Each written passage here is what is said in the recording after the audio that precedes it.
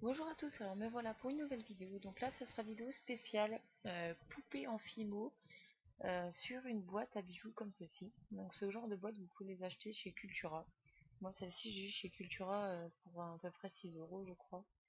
Donc j'ai commencé à la peindre, j'avais complètement zappé de filmer avant. Donc au moment où je m'en suis rendu compte, j'ai commencé à filmer. Donc voilà. On va commencer. Donc ne vous inquiétez pas, je passe tout en vitesse rapide parce que le tutoriel prendrait des heures et des heures. Donc voilà le genre de petite création que je vais faire. Alors cette création donc est faite pour Noël, en fait je l'ai faite pour Noël et pour une petite fille, donc pour ma petite sœur. Donc après vous la créez comme vous voulez, hein. Donc voilà. Alors là je vais mettre un petit ruban rose pâle sur le côté. Donc comme vous pouvez voir. Alors j'ai essayé de filmer au mieux, mais c'était pas évident. Donc j'espère que vous allez voir correctement, même en accéléré. Alors je vous conseille de ne pas mettre de glu pour faire ce genre de choses parce que la glu traverse le ruban et du coup ça fait un effet mouillé sur le ruban et ça fait pas beau. Vous allez voir le problème ne va se poser pour les petites perles que je vais mettre dessus. Donc voilà, tout le tour est fait. Là je mesure donc pour faire ma feuille. Donc pareil là, le mieux serait d'avoir une équerre, mais personnellement j'ai pas d'équerre chez moi, donc ça serait plus simple d'en avoir une.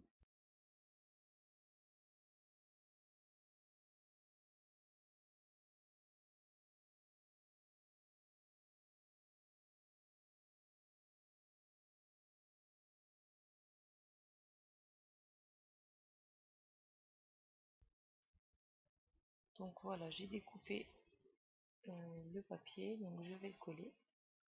Alors, il faut coller petit à petit. Alors là, je vous conseillerais limite d'avoir de la glu, parce que le pistolet à colle, ça colle immédiatement et du coup, c'est pas facile. Alors, donc là, je vous dis, je fais vraiment la boîte à l'instinct, donc c'est pas évident.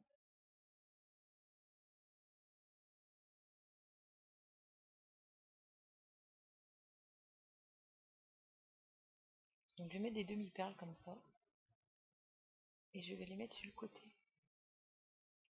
Donc j'ai mis à des endroits, ça a mis, la glu s'est éparpillée, donc ça fait pas très beau. Mais ça ne se voit pas encore, ça ne se voit, c'est pas flagrant quoi.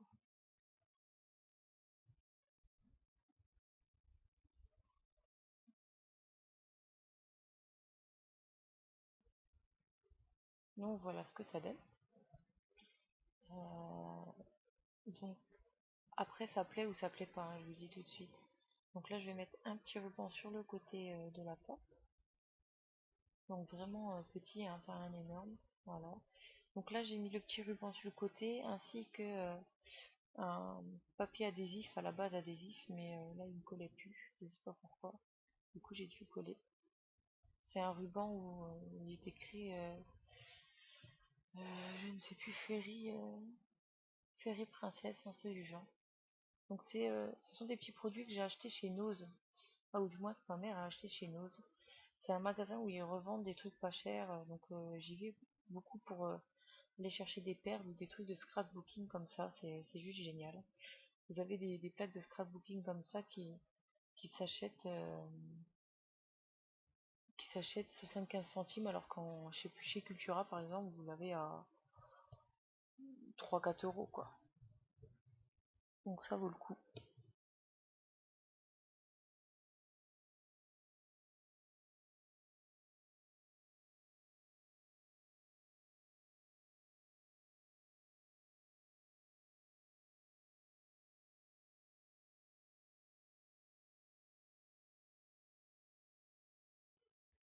Alors donc là on va passer, en fait je vais faire un genre de lit, on va dire de lit rond, un petit fauteuil même, enfin je sais pas comment vous expliquer, en fimo.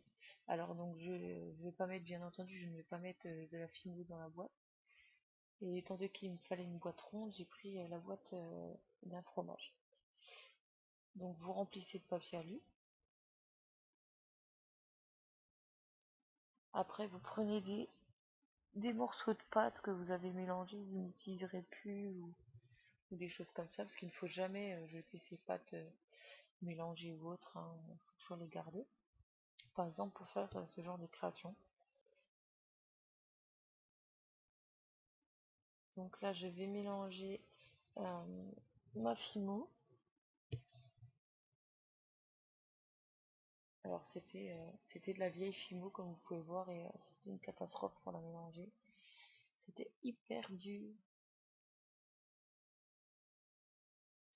mais bon, tant pis. Alors du coup vous l'étalez quand même de façon à ce que ça soit quand même épais et vous le posez après sur votre boîte pour que ça durcisse le dessus. Pour qu'après vous puissiez mettre de la fimo toute belle quoi.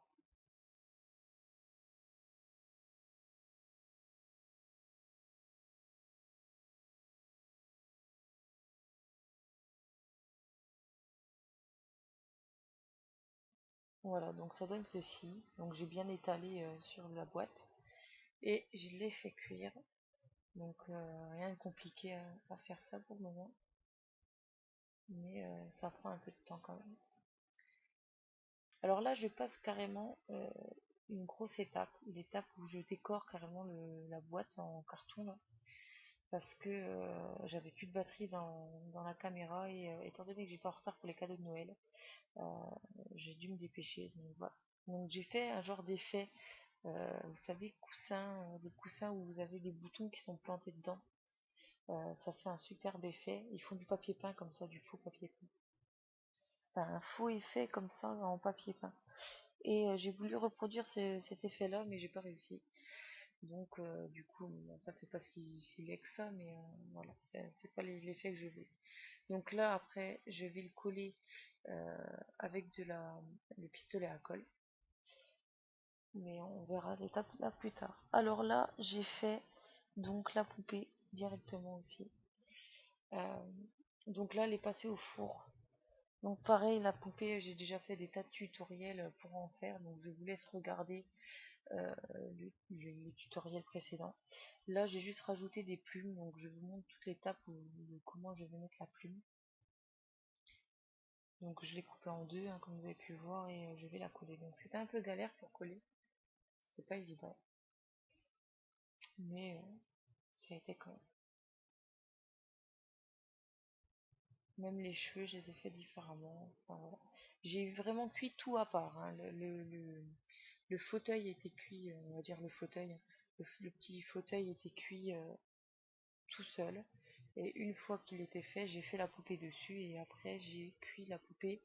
euh, je l'ai pas cuit sur le fauteuil, hein, de nouveau, je l'ai cuite, je l'ai mis sur le rebord ma tôle à tarte, du coup, parce qu'elle était exactement de la même hauteur et c'était nickel. Donc voilà, vous faites étape par étape.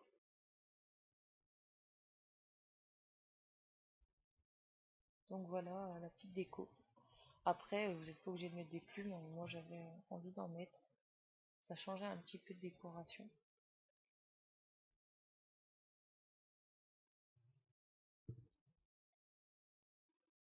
Donc voilà le résultat final. Alors pourquoi j'ai rapproché le coussin aussi près de la poignée? Parce que si quand on l'ouvre, ça pourrait casser les bords du coussin en fait. Enfin, il faut faire attention parce que sinon la poupée tape en fait dedans. Donc j'espère que ça vous plaît quand même. Donc là je vous montre une que j'étais en train de faire après, donc, qui était pour ma tata cette fois-ci. Donc voilà, dans d'autres couleurs. Donc, donc voilà, donnez-moi vos impressions. Donc celle-ci, je vous l'aurai pas en tutoriel. J'ai pas eu le temps de filmer. Parce que quand je faisais cette création-là, il était déjà 2 heures du matin. Donc, et le lendemain, c'était Noël. Donc je ne pouvais pas...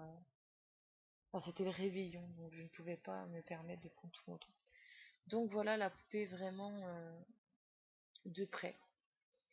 Euh, donc, euh, donc voilà. En tout cas, ce genre de poupée prend énormément de temps à faire. J'ai mis, voilà, un truc, on va dire 4 heures pour le faire, même plus. Donc voilà en tout cas pour cette petite vidéo. Si vous avez des questions, n'hésitez pas et je vous dis à très bientôt.